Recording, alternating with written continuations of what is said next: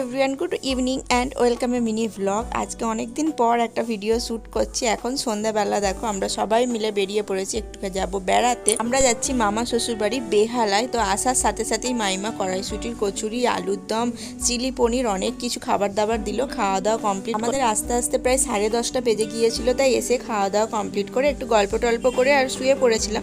এটা হলো পরের দিন সকালবেলা আমাদের ফ্ল্যাটের ছাদের একটু পরিবেশটা দেখছিলাম আর তোমাদের সাথেও একটু শেয়ার করছিলাম। দেখো এখনও তেমনভাবে রোদ্দুরটা ওঠেনি, বেশ ভালো লাগছে পরিবেশটা। আর ছাদের চারিদিকে গাছে ভর্তি চারিদিক, আমার তো বেশ ভালো লাগছিল। গ্রামের পরিবেশটা একরকম আর এখানে একটু শহর এলাকার সকালের পরিবেশটা একরকম, দুটোই ভালো লাগে যদিও। আর এখানে দেখো ছাদের মধ্যে লেবু গাছ বসিয়েছে, অনেক লেবুও হয়েছে।